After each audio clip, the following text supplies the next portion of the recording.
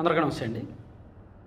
బంగ్లాదేశ్ ప్రధానమంత్రిగా సుదీర్ఘకాలం పనిచేసి ప్రపంచంలోనే ఒక దేశాధినేతగా ఏలిన అతి కొద్ది మంది మహిళల్లో ఒకరిగా నిలిచిన షేక్ హసీనాకు నిన్న బంగ్లాదేశ్లోని ICT court, international crimes tribunal court శిక్ష విధించింది. ఆమెతో పాటు ఆమె దగ్గర హోంశాఖ మంత్రిగా పనిచేసిన అసదుజ్జమాన్ ఖాన్, అతనికి కూడా మరణశిక్ష. వీరితో పాటు మాజీ ఇన్స్పెక్టర్ జనరల్ ఆఫ్ పోలీస్గా ఉన్న చౌదరి అబ్దుల్లా ఆల్ మమూన్, ఆయనకు కూడా శిక్ష విధించిందనమాట. సో వీళ్ళ మీద నమోదైన నేరాలు ఏంటంటే మానవత్వానికి వ్యతిరేకంగా హింసకు పాల్పడ్డారని, హత్యాయత్నం, హింసతో పాటు అమానవీయ చర్యలకు పాల్పడ్డారని వీళ్ళ మీద నేరాలు రుజువు అయ్యాయి అని నిర్ధారించుకొని కోర్టు వాళ్ళకి శిక్ష విధించింది.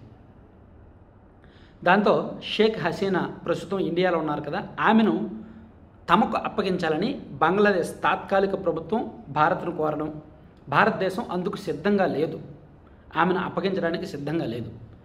మేబీ మన ముందు తరం పెద్దవాళ్ళకు గుర్తుండే ఉంటుంది, 1975లో కూడా బంగ్లాదేశ్లో అల్లర్లు జరిగాయి.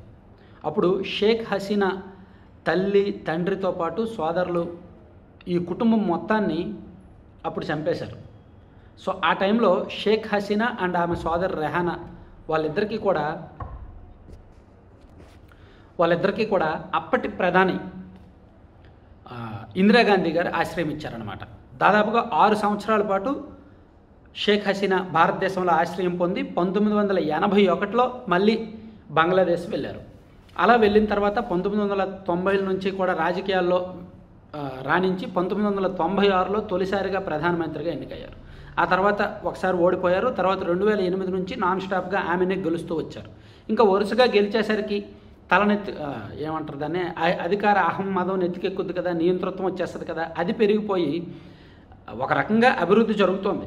గతంతో పోలిస్తే దశాబ్దాల చరిత్రను తిరగరాశారు. బంగ్లాదేశ్లో అభివృద్ధి జరుగుతోంది అండ్ కొంత ఉపాధి కల్పిస్తున్నారు, కొత్త ఇండస్ట్రీస్ తీసుకొస్తున్నారు, అంతా బాగానే ఉంది. అదే టైంలో అవినీతి పెరిగిపోవడం, అసమ్మతి పెరిగిపోవడం, కొన్ని సమస్యలు పెరిగిపోవడం, నియంతృత్వ ధోరణి పెరిగిపోవడం, మీడియా మీద ఆంక్షలు విధించడం అండ్ ప్రతిపక్ష నాయకులను టార్గెట్ చేయడం, ఇవన్నీ గత కొంతకాలంగా ఆమె ప్రభుత్వం మీద వరుసగా వ్యతిరేకత తీసుకొస్తున్నాయి. ఏ ఎన్నికలు జరిగినా వాళ్ళే గెలుస్తున్నారు. దానికి కారణం ఏంటంటే సిస్టమ్ మేనేజ్మెంట్, వ్యవస్థల మేనేజ్మెంట్, కోర్టుల మేనేజ్మెంట్ అన్నీ ఎక్కువైపోయాయి. సో వరుసగా ఆమెనే గెలుస్తున్నారు.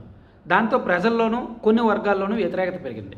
ఆ టైంలో గత ఏడాది 2024 జూన్, జూలై ఆ టైంలో ఒక చట్టం తీసుకొచ్చారనమాట. అదేంటంటే మాజీ స్వాతంత్ర సమరయోధుల పిల్లలకు ప్రభుత్వ ఉద్యోగాల్లో రిజర్వేషన్లు కల్పిస్తాం. దాన్ని అక్కడున్న నిరుద్యోగులు, యువత వ్యతిరేకించి పెద్ద ఎత్తున దేశవ్యాప్తంగా కూడా పెద్ద ఉద్యమం చేశారు, ఆందోళనలు చేశారు.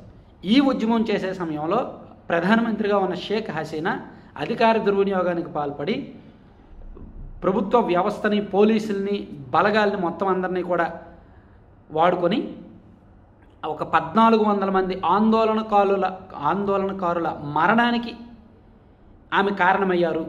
ఆమెతో సహా అప్పటి హోంమంత్రి కారణమయ్యారు. సో వీళ్ళు చర్యల కారణంగా, వీళ్ళ ప్రతీకార చర్యల కారణంగా, వీళ్ళ అణిచివేత కారణంగా 1400 మంది చనిపోయారు అని కోర్టు నిర్ధారించి వీళ్లకు మరణశిక్ష విధించింది. సో ఎప్పుడైతే అల్లర్లు జరిగాయో, ఈ ప్రధానమంత్రి నివాసం మీదకి నిరుద్యోగులు, యువత, దేశ ప్రజలందరూ రావడం, ఆమె దొంగచాటుగా ఎవరికి కనిపించకుండా భారతదేశం పారిపోయి వచ్చేయడం, ఇవన్నీ కూడా జరిగాయి. ప్రస్తుతం ఆమె ఇండియాలో ఆశ్రయం పొందుతున్నారు. అయితే అప్పుడు మహమ్మద్ యూనస్ నేతృత్వంలో తాత్కాలిక ప్రభుత్వం ఏర్పాటైంది. అప్పుడు 2024 ఆగస్టు 8వ తేదీన మహమ్మద్ యూనస్ ప్రధానమంత్రి కాదు, అక్కడ అధ్యక్షుడి సూచన మేరకు, నియామకాల ఉత్తర్వుల మేరకు మహమ్మద్ యూనస్, ఆయన నోబెల్ శాంతి బహుమతి గ్రహీత అండ్ బంగ్లాదేశ్లో మైక్రో ఫైనాన్స్ని తీసుకొచ్చారు మొదటగా, అండ్ గ్రామీణ బ్యాంకును స్థాపించారు, అండ్ చిట్టగాంగ్ శాంతి ఒప్పందం మీద సంతకం చేయడం ద్వారా ఆయనకు నోబెల్ శాంతి బహుమతి కూడా వరించింది. సో ఆయన ప్రభుత్వ సలహాదారుగా ఎన్నికయ్యారు. సో అంటే ఆల్మోస్ట్ ప్రభుత్వం అంతా ఆయన కన్సర్న్లోనే నడుస్తుంది. సో ఆయన మీద కూడా కొన్ని ఆరోపణలు ఉన్నాయి, అవినీతి ఆరోపణలు ఉన్నాయి, హింస చేశారనే ఆరోపణలు ఉన్నాయి, రాజకీయంగా అణచివేతకు పాల్పడ్డారనే ఆరోపణలు చాలా ఉన్నాయి. అవన్నీ పట్టించుకోకుండా ఆయనకు అధికారం ఇవ్వడంతో ఆయన కూడా తనదైన శైలిలో నియంతృత్వాన్ని స్టార్ట్ చేశారు. రాజకీయంగా షేక్ హసీనాను, ఆమె పార్టీని టార్గెట్ చేస్తూ వచ్చారు.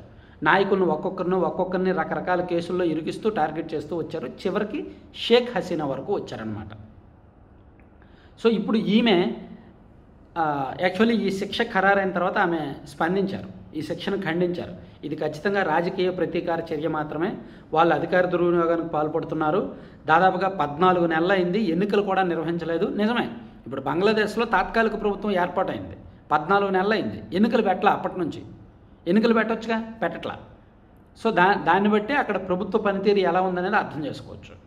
సో అక్కడ అంటే బంగ్లాదేశ్ వ్యవస్థలు ఏ విధంగా చెడిపోయాయి, అక్కడ రాజకీయం ఏ విధంగా చెడిపోయింది అనడానికి జరుగుతున్న ఉదంతాలే ఉదాహరణ. కొన్ని సంవత్సరాలుగా అక్కడ ఎన్నికల వ్యవస్థ బాగలేదు. ప్లస్ ఈ కోర్టులు కూడా, ఈ ఐసీటీ కోర్టులో కూడా మహమ్మద్ యూనస్ అధికారంలోకి వచ్చిన తర్వాత, ప్రభుత్వ సలహాదారుగా బాధ్యతలు చేపట్టిన తర్వాత ఈ కోర్టుల్లో నియామకాలన్నీ కూడా ఆయనే చేపట్టారంట. కాబట్టి ఆయన నియమించిన వాళ్ళే ఈ తీర్పు ఇచ్చారు. కాబట్టి ఇది రాజకీయ ప్రతీకార తీర్పు అనేది షేక్ హసీనా అండ్ ఆమె పార్టీ ప్రతినిధులు చెప్తున్న మాట అన్నమాట. సో ఓవరాల్గా ఈ ఇష్యూ అయితే మాత్రం బంగ్లాదేశ్లో మరింత అశాంతిని నెలకొల్పే అవకాశం ఉంది. అక్కడ ఆల్రెడీ నిన్నటి నుంచి ఆందోళనలు జరుగుతున్నాయి. నిన్నటి నుంచి కూడా పోలీసులు, భద్రతా బలగాలు రోడ్లు ఎక్కారు, ప్రజలు కూడా కొన్ని వర్గాలు రోడ్లు ఎక్కారు, వీళ్ళ పార్టీ ప్రతినిధులు రోడ్డు ఎక్కారు, కాల్పులు జరుగుతున్నాయి. ఆల్రెడీ 2 చనిపోయారు. నిన్న ఈ తీర్పు వచ్చిన తర్వాత జరిగిన అల్లర్లలో 2 చనిపోయారు అనమాట. సో ఇది అప్పుడే చల్లారేలా అయితే కనిపించడం లేదు. మీరు ఒక్కటి చూడండి, మన దేశం నుంచి విడిపోయిన పాకిస్తాను ప్రశాంతంగా లేదు. అక్కడ ఎప్పుడు ఉగ్రవాద దాడులని, అదని ఇదని, అంతర్యుద్ధమని, చెత్త రాజకీయం అని వాళ్ళల్లో వాళ్ళకు పడదు. ప్లస్ ఆఫ్ఘనిస్తాన్తో ఎప్పుడు యుద్ధాలే, మనతో కూడా యుద్ధమే. సో ఇటువైపు బంగ్లాదేశ్ ఏమైనా ప్రశాంతంగా ఉంది అంటే వాళ్ళు కూడా ప్రశాంతంగా లేరు. ఇప్పుడు అంతర్యుద్ధంతో రగిలిపోతున్నారు అనమాట. ఎప్పుడు ఏం జరుగుద్దో తెలియదు. కానీ ఇండియా మీదకి వచ్చేసరికి బంగ్లాదేశ్, పాకిస్తాన్ ఒకటైపోతాయి. ప్రస్తుతానికి అదే జరుగుతోంది. సో ఇది షేక్ హసీనాకి సంబంధించిన ఉదంతం అనమాట. మరిన్ని వివరాలు, అసలు భారతదేశం, మన ప్రభుత్వం షేక్ హసీనాను బంగ్లాదేశ్కు అప్పగిస్తారా లేదా అనేది ఇక్కడ పెద్ద ప్రశ్న. సో గతంలో ఒక 6 ఏళ్ల పాటు ఆమె ఇండియాలోనే తలదాచుకున్నారు తనకు కష్టం వచ్చినప్పుడు. సో ఇప్పుడు కూడా ఆమె అలాగే చేస్తారని అందరూ అంటున్నారు. చూద్దాం ఏం జరుగుతుంది అనేది. సో కంటెంట్ చివరి వరకు చూసిన ప్రతి ఒక్కరికి ధన్యవాదాలండి. కంటెంట్కి సంబంధం లేకుండా మీరు స్క్రీన్ మీద యాడ్లు చూస్తున్నారు కదా, laddupallam.com అని ఒకసారి ఈ సైట్ విజిట్ చేయండి. వీళ్ళ ప్రత్యేకత ఏంటంటే దాదాపుగా ఒక 20 రకాలకు పైగా లడ్డూలు ఉంటాయి వీళ్ళ దగ్గర. మిల్లెట్స్తోనూ, డ్రై ఫ్రూట్స్తోనూ, నట్స్తోనూ, సీడ్స్తోనూ చేసిన లడ్డూలు ఉంటాయి. వీళ్ళ లడ్డూల్లో ప్యూర్ ఆర్గానిక్ బెల్లం లేదా డ్రై ఫ్రూట్స్ పౌడర్, ఈ ఖర్జూర పొడి వేస్తారనమాట. అంటే షుగర్ వస్తుందనే ఇబ్బంది లేదు. అలాగే ప్యూర్ ఘీ వాడతారు. దాంతో ఈ మిల్లెట్స్ పౌడర్ అది ఇది వాడి లడ్డూలు చేస్తారు. వాటితో పాటు మిల్లెట్స్తో అంటే రాగి, సజ్జ, జొన్న, కొర్ర, వాటితో హాట్ స్నాక్స్ అంటే జంతికలు, మురుగులు, రిబ్బన్ పకోడా, పూస ఇవన్నీ చేస్తారు. ఇవి కూడా హెల్త్ బెనిఫిట్స్ ఉంటాయి, పిల్లలకు బాగా తినొచ్చు టైంపాస్కి. అలాగే పిల్లల కోసం, పెద్దల కోసం ఏబీసీ పౌడర్ అని, మొరింగా పౌడర్ అని, ప్రోటీన్ పౌడర్ అని, ఆమ్లా, బీట్రూట్, క్యారెట్ పౌడర్ అని, ఇలా భిన్నమైన పౌడర్స్ కూడా ఉన్నాయి. అలాగే వీళ్ళ దగ్గర pickles, veg and non veg pickles చాలా ఉన్నాయి. మీకు ఏం కావాలనేది 9997839994 అనే నెంబర్కి కాల్ చేసి లేదా వాట్సాప్లో మెసేజ్ చేసి మీకు ఏం కావాలో అవి బుక్ చేసుకోండి. లేదా laddupallam.com సైట్ విజిట్ చేయండి. 2 తెలుగు రాష్ట్రాల్లో ఫ్రీ డెలివరీ.